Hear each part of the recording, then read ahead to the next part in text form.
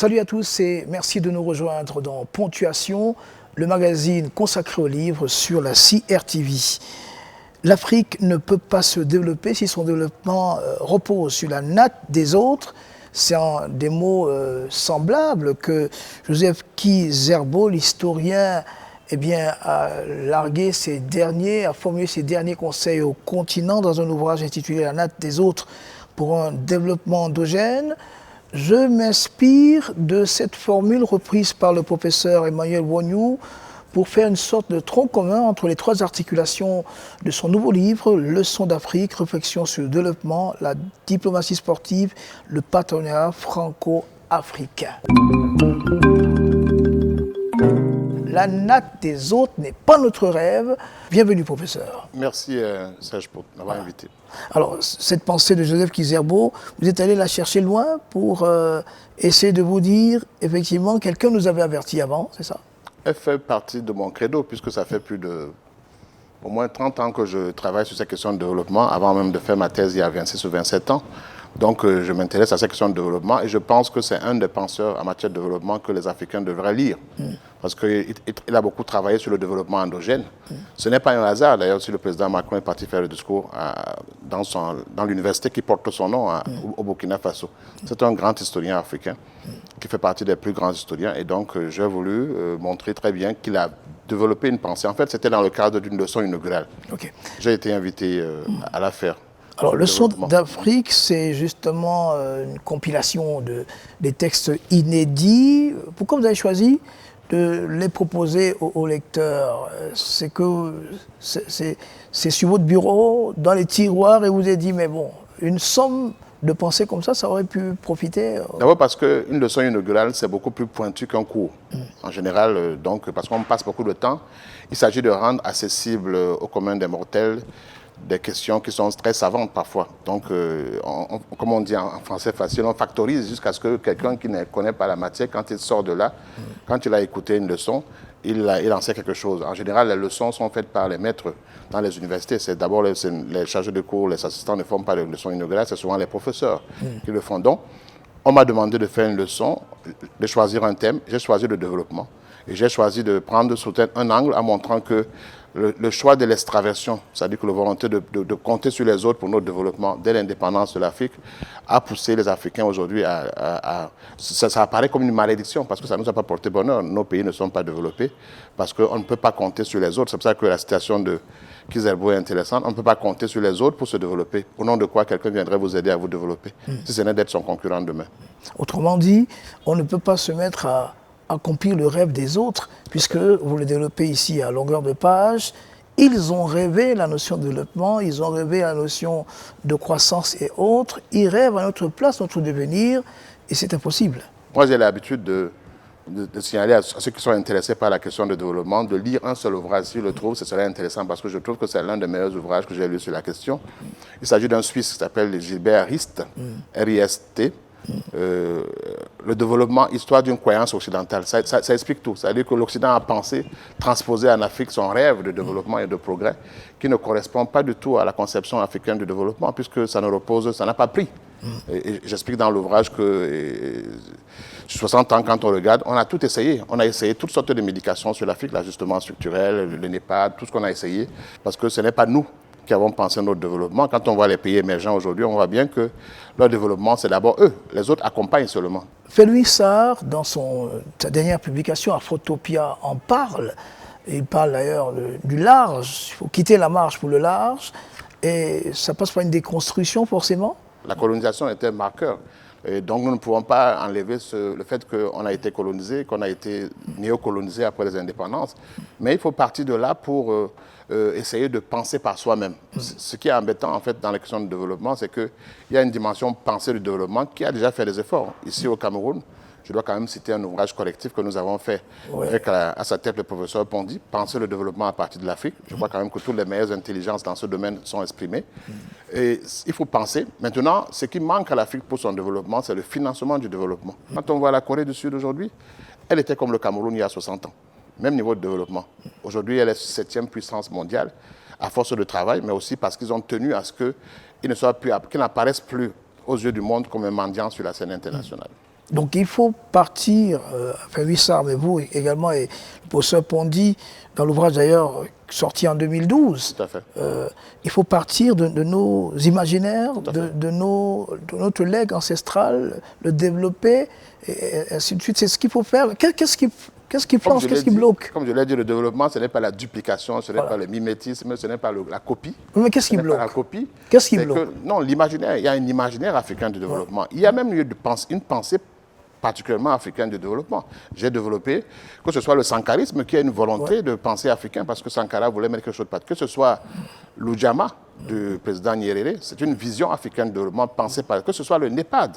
Le NEPAD a été pensé par 3 Africains, Thabo Mbeki, Abdoulaye Wade, Bouteflika, je crois. Donc ça montre que les Africains peuvent penser le développement. Là où il y a le hic, c'est que comme le développement doit se financer, nous n'avons pas les moyens de financer notre développement. Et comme on n'a pas les moyens... Est-ce qu'on n'a pas, en fait, est-ce que c'est pas ce qui manque, est-ce que c'est pas que nous ne savons pas faire bloc? Il y a cette dimension de panafricanisme qui n'est pas... Moi, là aussi, je conseille encore pour ceux qui sont intéressés à ces questions-là, le testament de Dème Kodjo, qui est considéré comme un panafricaniste convaincu.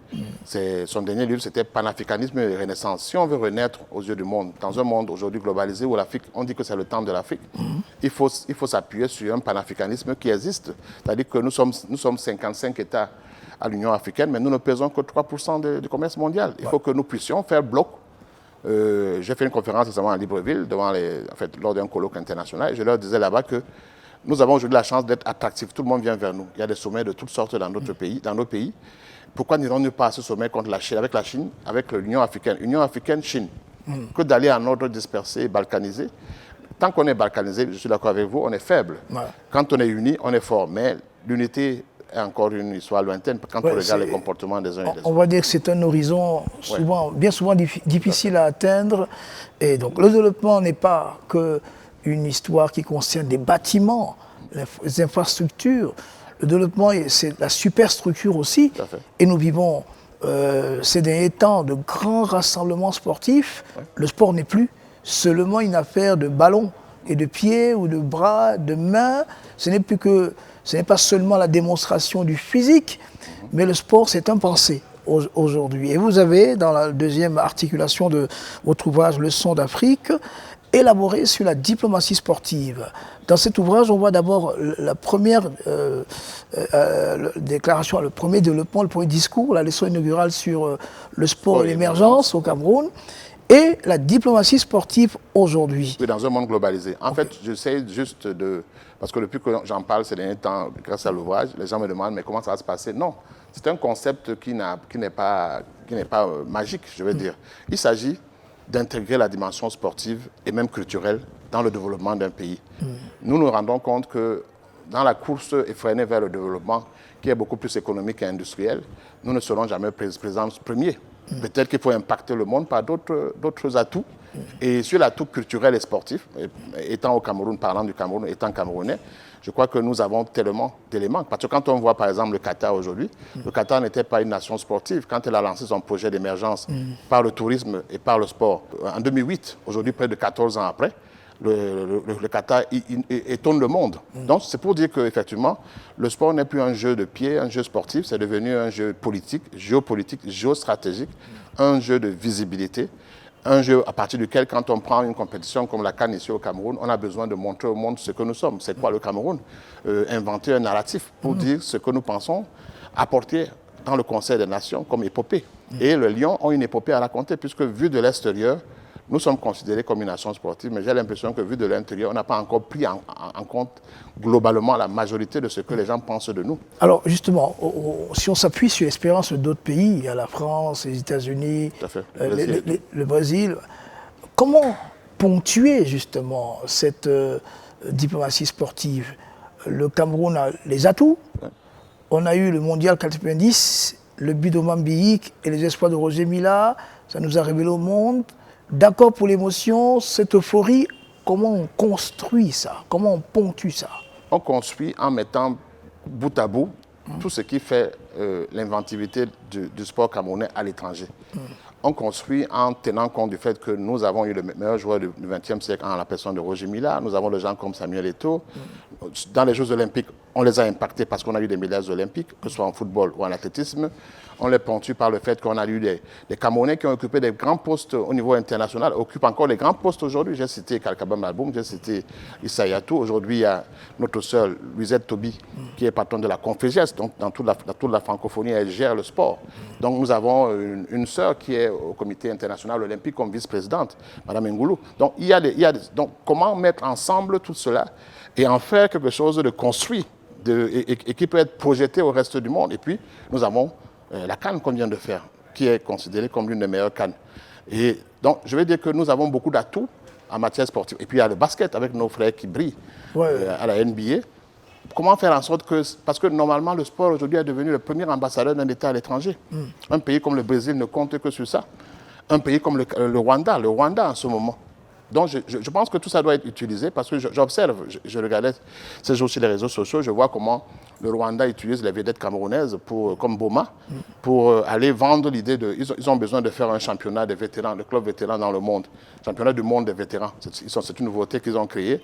Et ils ont choisi Boma pour être leur ambassadeur. Donc, comment on utilise nos talents à l'extérieur? Samuel Eto'o a été un des ambassadeurs du Qatar pour obtenir la Coupe du Monde. Ça, on oublie souvent ici. Donc, c'est ça que nous voulions, que nos sportifs qui sont à la vitrine, et je dis encore, je l'ai dit dans une interview récente, vous allez voir que quand on sera au Qatar, les gens seront plus intéressés à filmer Eto'o qu'à filmer les lions. Parce que c'est la mascotte. Aujourd'hui, on est dans un monde de visibilité, de perception. Autrement dit, il faut briller et exploiter la brillance. Non, on brille déjà. On a déjà assez brillé. Moi, je suis de ceux qui pensent que nous devons considérer que le sport et la culture font partie du génie du peuple camerounais. Comme la rumba congolaise a été reconnue récemment par l'UNESCO. Le tchèboudjian sénégalais a été reconnu comme la nourriture qui dépasse le cadre du Sénégal. Donc, nous, qu'est-ce qui parle dans notre génie? Notre génie créatif, c'est le sport. Et dans tous les sports, les Camerounais brillent dans le monde. Quelqu'un a montré dans un document ces jours-ci qu'il n'y aura pas seulement 26 joueurs camerounais qui seront au mondial, il y aura 36. Ça veut dire qu'il a cité d'autres Camerounais qui seront en Suisse, joueront pour la Suisse, joueront pour la France, joueront pour l'Allemagne. Donc, comment peut-on avoir un tel vivier? Il faut que la diplomatie camerounaise intègre. Par exemple, on a le SND 30 ici, il faudrait qu'on ajoute un élément sportif dedans et qu'on crée des structures en dehors de celles qui existent. Parce que pour pouvoir promouvoir le sport, il y a des modèles qui existent. Alors, voyons un peu ce que d'autres ont fait. Vous citiez le Qatar. Oui. Il y a tout un ouvrage qui présente un peu l'orientation, la vision de ce soft power du Qatar. C'est toute une machine, non? C'est-à-dire qu'il y a d'abord, au départ, une vision, une construction. On n'invite pas les gens à venir sans être prêts. Tout à fait. On se prépare et puis on invite les gens. Voilà. Le Qatar a une vision en 2008. Ils ont créé un programme dont la mission était qu'en 2030, ils voudraient être la première puissance en matière touristique dans le monde et en matière sportive, une des premières puissances. Avant 2030, nous sommes seulement en 2022, ils ont atteint leur objectif puisque organiser la Coupe du Monde, vous allez voir les miracles qu'ils vont montrer au monde. Donc voilà un pays et il n'y a pas une seule compétition sportive d'envergure dans le monde aujourd'hui. L'athlétisme, le cyclisme, comment on appelle le cheval, comment on appelle l'équitation, donc sport équestre. Voilà, ils sont sponsors partout, même au football, Paris Saint-Germain. Donc, et les chaînes de télé, nous voici coincés. Parce que nous sommes tous abonnés à Canal, par exemple, et on nous dit que Canal ne diffuse pas les matchs pour l'instant, et qu'on risque d'aller tous vers Bein Sport. Bein Sport, c'est une chaîne qatari. Donc, ils ont vu grand pour que, quand on viendra chez eux à la Coupe du Monde, que l'on rentre ébloui par tout ce qu'eux nous ont montré, parce qu'ils ont leur chaîne. Leur chaîne ne va montrer que ce qui est beau dans leur pays. Donc, bref, c'est pour vous dire que, oui, moi, je demande dans le livre que le président Paul Biya, dès 1982, recevant les sportifs en décembre 82, le texte est dedans, il fait un discours pour montrer sa vision du sport camerounais.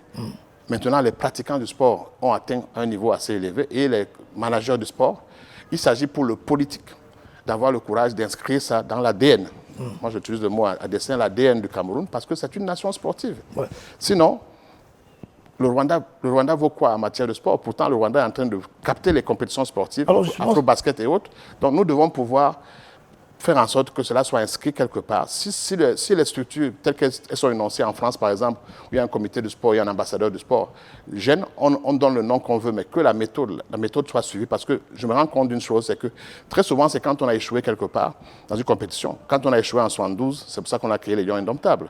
Donc, on n'a pas eu la CAN. Il faut peut-être qu'on pense que c'est l'occasion de lancer de nouvelles structures pour se positionner dans 10 ans, dans 15 ans, et se dire qu'enfin, on veut être une destination sportive d'envergure dans le monde. Il faut de la stratégie. Je vous rappelle juste un ouvrage d'André Tonfo, le professeur André Tonfo, qui a écrit de Maracana, enfin il a écrit sur le mondial 2014, et il disait, en rappel, hein, que le mondial, depuis la nuit des temps, que les Jeux olympiques étaient pour les grands pays, les grandes nations, l'occasion de signaler leur puissance. C'est-à-dire qu'au départ des Jeux olympiques, depuis, on se souvient de Berlin et autres, ce n'était pas que le jeu, c'était pour les grandes puissances l'occasion de montrer qu'elles dominent le monde. Alors, est-ce que l'Afrique n'est pas trop en train de s'ostraciser, de jouer les seconds rôles? Elle va au mondial pour briller, peut-être gagner simplement, au lieu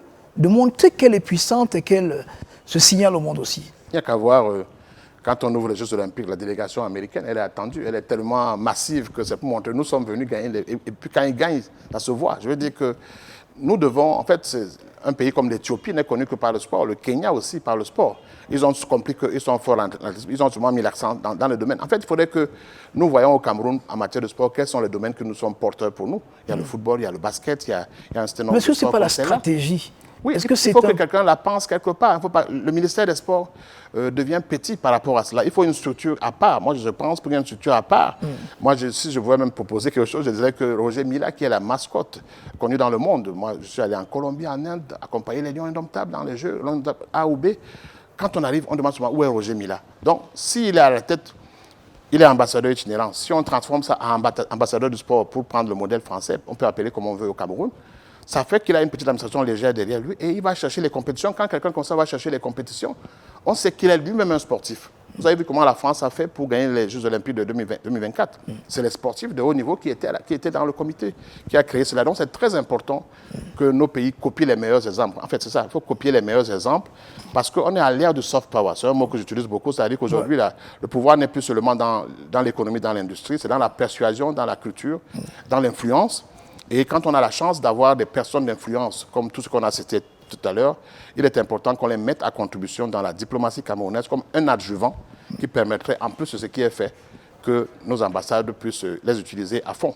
Alors, dans votre ouvrage, vous êtes allé loin jusqu'à d'abord définir les termes, France-Afrique et autres, ou balayer pour montrer ce qui a été fait avant. Tout à fait. Et puis, qu'est-ce qu'il propose? Faisons une sorte de lecture par la pyramide inversée. C'est-à-dire, commençons par l'actualité la plus chaude là. On voit que la France repart à la reconquête de l'Afrique parce qu'elle est en compétition, vous dites, partenariale. Oui, parce qu'elle n'est plus seule. Pendant la guerre froide, la France avait son précaré, chacun avait son précaré. Personne n'osait venir en Afrique francophone sans demander à la France. Depuis la chute du mur de Berlin, le monde est ouvert. Donc, chacun peut aller investir où il veut. Aujourd'hui, la France est aux prises avec la concurrence des pays comme la Russie, la Chine, la Turquie et tout le reste. On a l'impression que dans un premier stade, elle a été perturbée par cela. Parce que quand on a été longtemps en position de monopole, on est souvent un peu perturbé quand la concurrence arrive. Ouais. Aujourd'hui, je crois qu'elle a commencé à comprendre parce qu'il y a des opérations qu'ils mènent ensemble, souvent avec certains de ces pays-là. Mais je dis qu'aujourd'hui, la France n'est plus seule dans les pays africains. Et c'est une bonne chose pour nous, Africains. Parce que pendant très longtemps, on a rêvé de sortir du face-à-face avec un seul partenaire qui, finalement, nous met dans la dépendance. Quand vous diversifiez les partenaires en matière économique et autres et commerciale, vous avez la capacité de tirer le maximum pour vous-même, puisqu'il y a le plus offrant que vous pouvez prendre. En fait, ce qui manque aujourd'hui à l'Afrique, selon moi, c'est que, oui, on a diversifié les partenaires. Aujourd'hui, on est invité à tous les sommets qui s'intéressent à l'Afrique. On dit que nous sommes attractifs, on dit que c'est le temps de l'Afrique. Mais j'ai l'impression que nous-mêmes n'avons pas pris conscience qu'on dit que c'est le temps de l'Afrique, qu'après la Chine, l'émergence des pays émergents, les prochaines émergences seront en Afrique. Je pense que ce n'est pas toute l'Afrique qui va émerger, c'est une partie de l'Afrique. Ceux qui pointent du nez, on les voit. Alors il y a quelque chose qui pèse sur nous comme une sorte d'épée de Damoclès, c'est la France-Afrique. On l'a décrivé ici. Pour la gouverne des téléspectateurs, comment on peut définir, pas forcément à partir de la façade, mais de manière structurale, ce qu'on appelle France-Afrique. La France-Afrique, en un seul mot, c'est un concept créé pour... au départ, c'est un concept positif qui a été créé par Houphouët Boigny pour voir le prolongement de la relation coloniale entre la France et l'Afrique. Sauf que, progressivement, dans les années 80, avec l'arrivée le changement dans le monde, il a dérivé vers une espèce de relation j'allais dire incestueuse, je mets encore des guillemets, entre la France et l'Afrique. C'est-à-dire qu'on ne sait pas où commence le privé, où s'arrête le public et où commence le privé. Il y a un mélange de privé et de public. C'est ça que l'on dit, c'est ça qu'on appelle la France-Afrique et qui touche à tous les domaines, que ce soit domaine militaire, domaine économique, commercial. En fait, c'est une espèce de...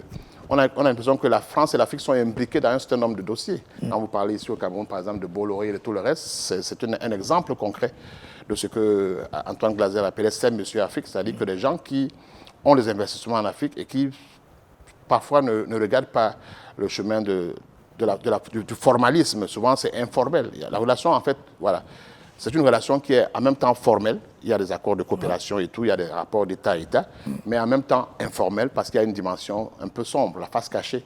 C'est la face cachée de la politique africaine. Alors, cette part sombre pèse beaucoup par ces tricotages et ces tissages. Beaucoup de présidents que vous citez ici, dont Jacques Chirac, François Mitterrand, Jacques Chirac, Nicolas Sarkozy, François Hollande, et maintenant Emmanuel Macron, se sont lancés du point de vue du discours, dans la rupture. Mais on a couru dans le sac. J'aime à rappeler que la France n'est une puissance européenne que parce qu'elle a l'Afrique. Première chose. C'est-à-dire que les pays européens comme l'Allemagne ont laissé leurs colonies depuis très longtemps. Donc ils ne comptent pas sur les colonies, les anciennes colonies, pour être puissants en Europe. La France compte sur l'Afrique.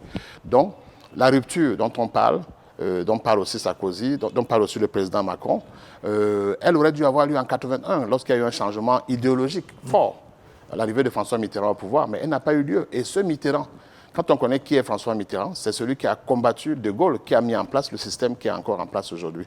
Avec un ouvrage qui est assez célèbre, que je conseille à ceux qui aiment lire, Le coup d'État permanent. Vraiment, c'était un livre pamphlet contre De Gaulle, sauf qu'il est venu au pouvoir en 1981, il est resté 14 ans. Et à la fin de son mandat, son testament africain, c'était de dire à ceux qui vont le remplacer et aux Africains que sans l'Afrique, la France n'a pas d'histoire au XXIe siècle. Ça veut dire que ne laissez jamais l'Afrique si vous voulez avoir une histoire au XXIe siècle. Ça montre clairement dans tout ce que Hollande, Chirac, Sarkozy font, le président Macron, sera freiné par ses intérêts. En fait, le problème, c'est les intérêts français. Il y a beaucoup d'intérêts français, visibles et invisibles. Et par rapport à cela, si la France quitte l'Afrique aujourd'hui, vous avez vu comment ils ont du mal à quitter des pays qui ne sont pas très riches comme le Mali, comme la Centrafrique, qui étaient des pays que la France aidait. Ils ont du mal à les quitter. Vous imaginez si le Cameroun quitte la France, et la Côte d'Ivoire, qui sont des piliers. Donc, la rupture, ce n'est pas pour aujourd'hui. Alors, pour illustrer ça, Charlie Gabriel Mbok a écrit un ouvrage qui a une version révisée, Décoloniser la France, et la France d'Afrique.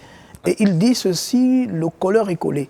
Pour lui, en réalité, la France devient dépendante de l'Afrique. Oui. On peut prolonger cet ouvrage de Charlie Gabriel Mbok avec l'ouvrage d'Antoine Glaser, Africa France, où il essaie de montrer que les chefs d'État africains aujourd'hui tiennent la France. C'est eux qui tiennent la France, manipulent la France. Il parle du président Bongo. Et tout ça. Et je vais dire que même au Cameroun, ici, posez-vous la question de savoir comment est-ce que le président français qui a critiqué le président Paul Biya, même jusqu'à 6 mois avant, avec une telle violence, est venu au Cameroun. Ça veut dire que ce point de vue de Charlie Gabriel Mbok, celui de Glaser, Africa France, qui est un ouvrage très intéressant, montre très bien que les chefs d'État aussi ont su comment jouer avec la France, puisqu'ils connaissent tellement la France, qu'ils savent comment jouer pour ne plus être dans des rapports. Avant, quand la France disait « tout c'est en France », on tremblait en Afrique. Aujourd'hui, la France tousse, l'Afrique regarde. Vous démontrez dans votre ouvrage, mais dans un ouvrage précédent, qu'il y a une démarche de Macron dans la fabrique de son discours avec des laboratoires d'idées. En fait, le discours de Macron sur l'Afrique part de l'Afrique. Oui. Part des fils d'Afrique. Tout à fait. Il a créé un conseil présidentiel pour l'Afrique où il n'a mis que des Africains de la diaspora, et ceux qui viennent un peu d'Afrique. C'est quelqu'un qui, quand il faisait son discours de Ouagadougou, il ne s'est pas appuyé sur les officines de la France-Afrique, il s'est appuyé sur des think tanks, donc sur des groupes de réflexion à gauche et à droite, sur quelques personnes. Ceux qui sont africanistes depuis longtemps lui en ont. En fait, il ne veut pas marcher sur les sentiers battus, il veut sur les chemins déjà utilisés, il veut ouvrir son chemin avec l'Afrique. Parce que d'abord, il dit lui-même dans son discours de Ouagadougou qu'il est de la génération qui n'a pas connu l'indépendance, qui a pleuré, qui a couru derrière Mandela. Quand Mandela était sorti de prison, il était content. Donc c'est pour dire que voilà un jeune président de 41 ans, ou 41 ans, je crois qu'il a 41 ans, qui veut être un homme de son époque. C'est pour ça qu'il associe la diaspora, la jeunesse africaine. Ils ont créé récemment un ambassadeur pour l'Afrique qui a été reçu par le chef de l'État ici. En fait, l'idée, c'est qu'il y ait un suivi de Ouagadougou. Et je pense que Ouagadougou ne sera que un domaine, c'est-à-dire que parler à la diaspora, à la société civile, aux entrepreneurs jeunes, mais en même temps, il continuera à avoir le chef d'État. En fait, il essaie de toucher sur tous les leviers pour que la France reste en Afrique. En fait, son problème, c'est que les pays qui sont en train de partir ne fassent pas tache d'huile. On sort sur une question ponctuation, Tout à fait. mais pas forcément au livre, mais par rapport au football africain. Tout à l'heure, on parlait de la natte des autres. Comment faire en sorte que qu'on fabrique du style qui, comme le développement dont vous parliez, s'inspire de nos imaginaires, de nos métaphores?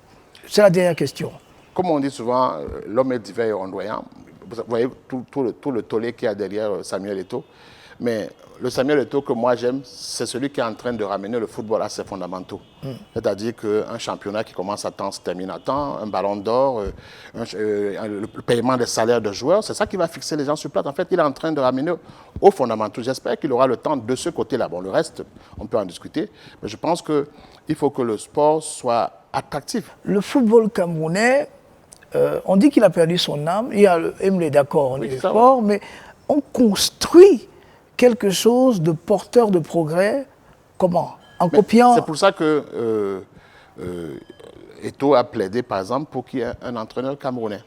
Nous pensons qu'il y a ce que l'Occident aimait chez les footballeurs africains, comme par exemple Weah qui a gagné le ballon d'or européen, qui est le seul pour l'instant à avoir gagné ce ballon d'or européen. Il a fait le championnat camerounais.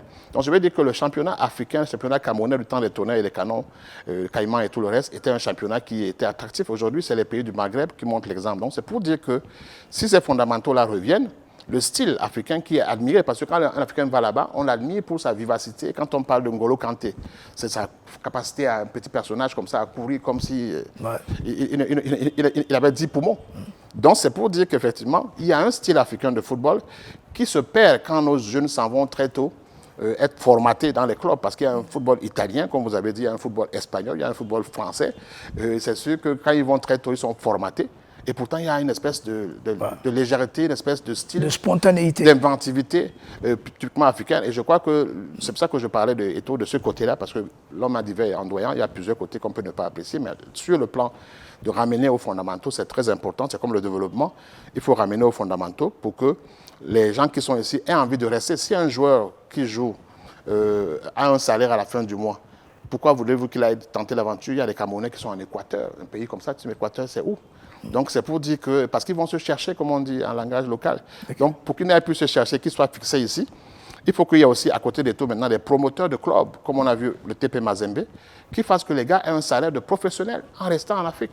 Ce sont des éléments qui feront qu'on viendra les acheter encore plus cher ici que d'aller les vendre plus offrant dans les clubs européens ou être exploités par des gens qui sont des intermédiaires du sport. Merci beaucoup, professeur Emmanuel Rognou. Je dois préciser que vous êtes enseignant à l'IRIC.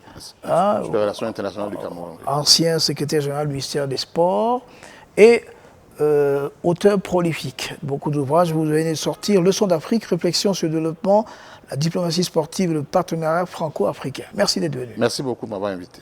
C'était Ponctuation sur la CRTV. À mardi prochain.